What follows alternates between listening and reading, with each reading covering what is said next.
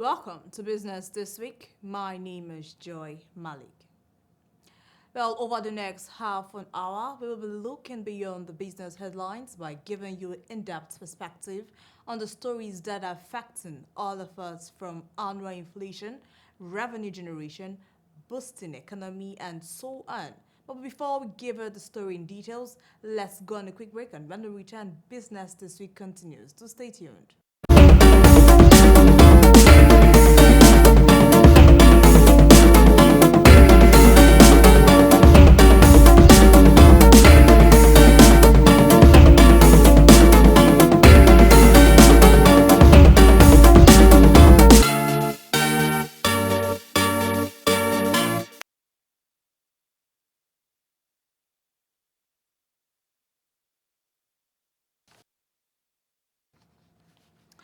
Welcome back. If you're just joining us, this is Business This Week. Coming up on today's show is annual inflation, and then revenue generation, boosting economy, and then we'll move over to UPCON Reports, cement plants, debt servicing, and then I will also be talking about Nigerian inflation, widespread flooding, aviation industry, and then aviation sector, exchange rates, and lastly, medicine security.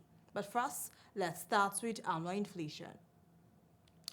Well, inflation in Nigeria rose for the eighth straight month to 20.77% in September, from 20 to 52% in August. Now, policymakers in Nigeria maintain that persistent inflationary pressures are structural and largely imported. But I will say inflation is driven by dollar scarcity, high diesel cost, and excess liquidity. High inflation, weakened economic growth, and then mounting insecurity are major issues for voters as Nigeria heads for national and presidential elections in February, in which President Muhammadu Buhari will take part due to term limits.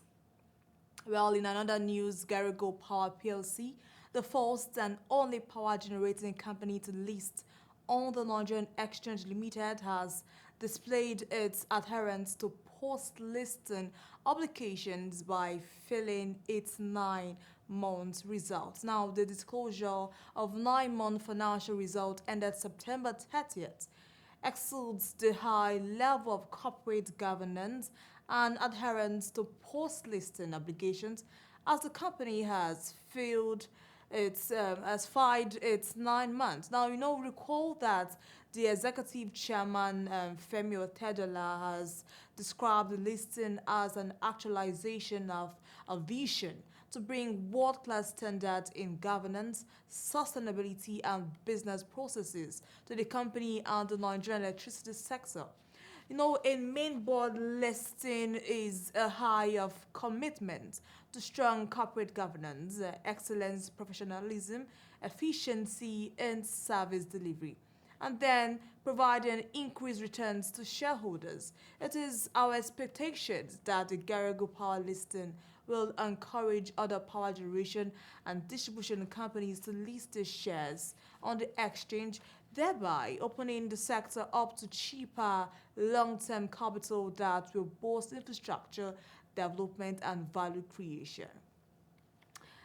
Now that's that on boosting. That's that on the power sector. Now let's take a look at boosting economy and how the governor of Central Bank of Nigeria, Godwin, has invited foreign investors to consider Nigeria and other African countries as their choice investment destination, noting that business confidence in the continent is on the rise. Well, we all know that Nigeria, Angola, South Africa, and Egypt are economies that you will need to think about. And I dare say those economies have hold a lot of strong opportunities with opportunities for high yields and profitable projects. And I can only seize this opportunity, to encourage our friends in the foreign investment community to continue to take a look at Africa and African yearns for growth and development. We cannot do this alone. We will continue to need the support of the rest of the world.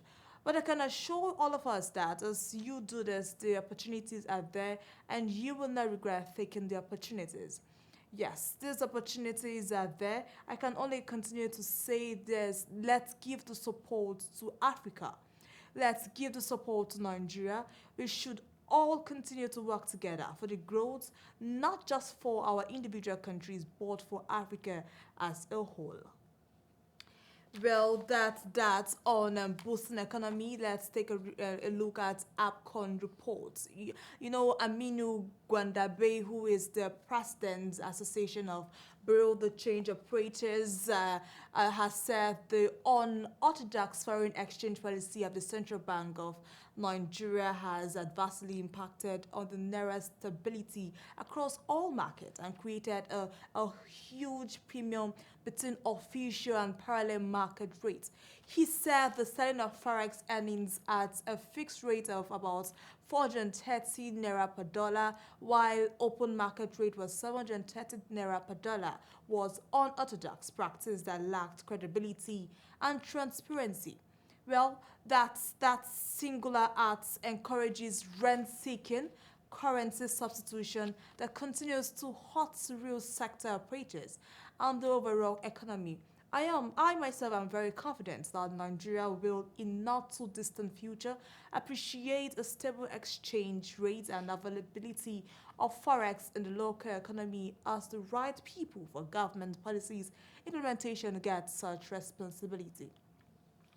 Well, and on cement plants, well, we all know Dangote Cement plant located in Obajana, that's in Kogi State, has been reopened after being closed by the Kogi State government for issues bordering on the legality of the company's acquisition of the defunct Obajana Cement Company. The reopening of the plant came after a 10-day disagreement by both parties over the legality of the acquisition of the cement plant. Well, the company further said that the land on which the Obajana cement plant is built was acquired solely by Dangote Industries Limited in, I think, 2003 rather, and that taxes paid to Kogi government yearly since production commenced in, I think, 2007 thereabouts. Well, let's look at debt servicing. Yes, debt servicing, non-addressed debt is unsustainable and puts the country in a perilous situation due to high cost of debt servicing. Now, alarmingly, debt service was the largest component of expenditure with about, I think, 1.94 trillion naira. Yes, followed by non-debt to current expenditure, which is about, I think, 1.7 trillion naira capital expenditure. That is 773.63 billion naira. And statutory transfers, that is 289.89 billion naira. And now the country is struggling to pay back debts. It is clear that both federal government expenditure and debt have increased over time. This, coupled with the fact that debt service exceeded revenue in the first 4 months of 2022, would indicate that debt is unsustainable. That this scenario would ordinarily not present such a big problem if revenue would increase over the same period. This presents the most critical fiscal problem facing the federal government. Well, everything revolves around the economy, and there's, well, no better time than now than now the electionary period to do a health checkup on the economy, because it is actually very important, and come up with ideas and prescriptions for better economic outcomes. Well, you are still watching Business This Week on Viewer Television, but let's go on a quick break, and when we return, Business This Week continues. Do stay tuned.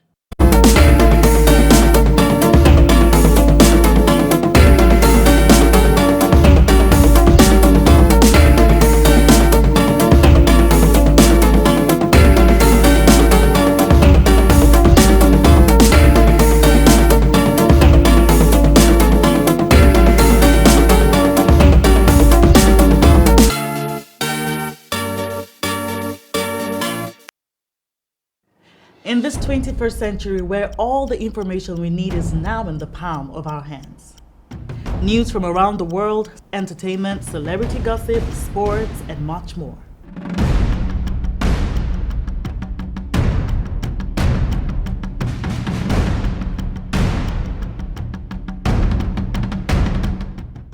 The only thing that you need is the right source.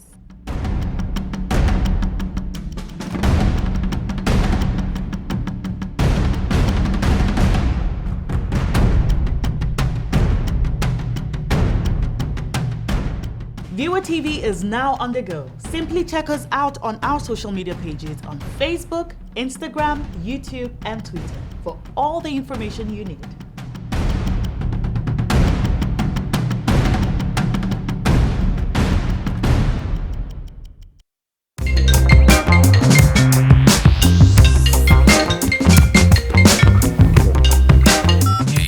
Good morning, gentlemen. I'm at the Envoy Hotel, Diplomatic Drive 305, here for a business weekend. It's been an amazing stay. Conference hall and business facilities here are stylish and innovative. The Envoy Hotel is luxury, esoteric, opulence, for ultimate comfort.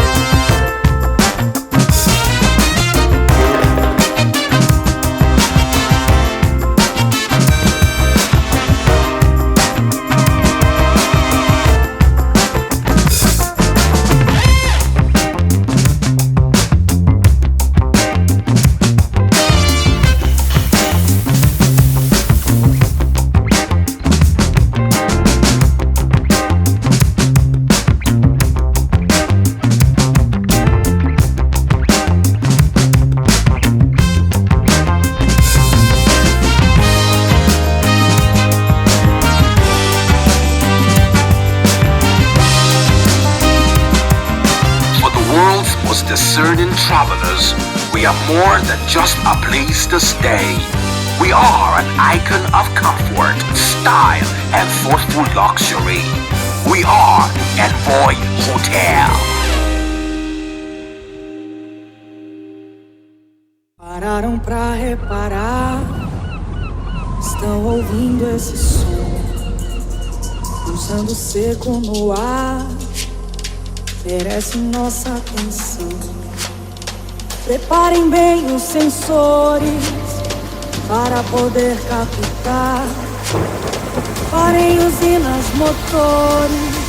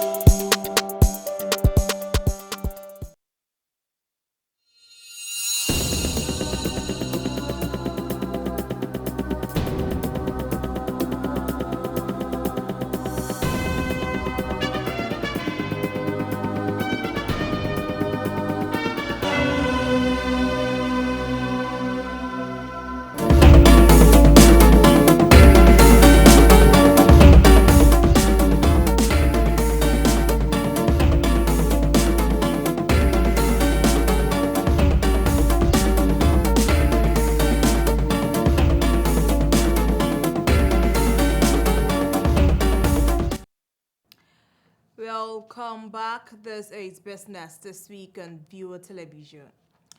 Now let's look at Nigerians' inflation and how Nigerians' inflation hits a new high of 20.77% in September as food supply, foreign exchange crisis, and increases in import costs worsened. Over the past 2 months, there has been like a deadline in headline inflation on a month-on-month basis due to a decline in the changes in the food index relative to the reference month index, which is due to the present harvest season. Now, why is it not coming down? Why is it going up? Why is that decreasing the cost of doing businesses in Nigeria or increasing the cost of doing businesses? This is the critical issue. No matter how small the increase is, it is not good. Every input that goes into your business has a cost. And when you are budgeting, you must have based your calculations on certain realities. Why are we having over 20% inflation? Anything over 20% is injurious to business health. We all know that. It is obvious to all discerning individuals that Nigerians are indeed organized businesses and not having the best of times. The current high inflation rate has further brought to the fore the need for government to take a second look at its monetary and fiscal policies. Well, that's on Nigerian's inflation. Let's move over to widespread flooding. No, the Nigerian liquefied and natural gas company has declared force majeure because of widespread flooding that has disrupted supply. Well, force majeure is a common clause in contract, which essentially frees, both parties from liability or obligation when an extraordinary event or circumstance beyond the control of the parties, such as a war, strike, or riots, crime, epidemic, or sudden legal changes, prevents or one or both parties from fulfilling their obligations under the contract. Now, officials have warned that the flooding caused by an unusually heavy rains and the release of water from a dam in Cameroon could continue into November, which is next month. NLLG supply had already been limited due to prolific oil theft that has slashed output from what is typically Africa's largest exporter. NLLG also said had exported roughly 18 cargoes in September. That's last month. Well, that's all on widespread flooding. Let's move over to aviation industry. Despite the Central Bank of Nigeria's move to disburse about $265 million in trapped funds belonging to foreign airlines, the carriers have shut down their global distribution services in Nigeria. What is happening now is that with the airline shutting down access to the GDS, travel agents will not be able to sell directly to passengers. And as a passenger, you might have to pay the travel agency monies in foreign exchange to buy tickets. The other major effect is the fact that airline tickets will continue to rise in price in Nigeria because the airlines, in the guise of trying to ensure they recover all their monies, would use rates on their online platforms that will be higher than the first-year rate issued by the central bank. Now, foreign airlines should be able to take their monies out of the country. They should not be exposed to double taxation and all sort of things enshrined in a typical bilateral or even multilateral air services agreement. Well, in another aviation sector news, the federal government has earmarked the sum of about, I think, 29 billion naira rather, as working capital for the proposed national carrier, which is Nigerian Air, and for 46 new projects in the aviation sector.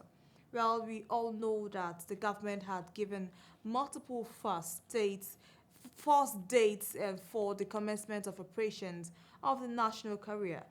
Findings show that in the 2023 budget, the sum of about 19 billion naira was allocated to the Federal Ministry of Aviation to fund about 15 new projects. Well, I urge the National Assembly committees on aviation to take a deep and critical look at the project and the figures and query them. Let's moving over to exchange rates. Nigeria's local currency unit is set to weaken further next year as its current exchange rate to the dollar is well above fair value. Now, we will see scope for it to weaken by an equivalent amount over the next 6 months, using it to as high as 520 per USD, that's US dollars. While the main naira will come under increasing pressure due to limited government external borrowing, devaluation is unlikely to happen until after the February 2023 presidential elections. The greater the disparity with the official market, the higher the likelihood of increasing excess demand for foreign currency on the parallel markets. Well, let's take a look at medicine security, which is the last. The Pharmaceutical Manufacturers Group of Manufacturers Association of Nigeria this week called on the government to protect the industry against various kinds of international politics such as free trade, open borders, and others that are capable of crippling the sector. Well, we can see fake drugs here and there. People are dying from this fake drugs and all of that, and that's why this pharmacists have come together to organize a meeting to talk about the government trying to curb this health challenges, this problem that is facing the sector. A lot of industries in Nigeria will need to be protected. If they do not protect this industry, it will stand the chance of exposing our people to vagaries of international politics. When there are pandemics, epidemics, or shortages of even APIs around the world, no country would export products simply to make money when they have a need for those products in their own country amongst their people. And so it is incumbent on policymakers to protect most of our industries that are today at risk. Well, sadly, that's all we have time for today. I will see you at the same time next week for more in-depth business analysis and business this week. Goodbye and have a nice day.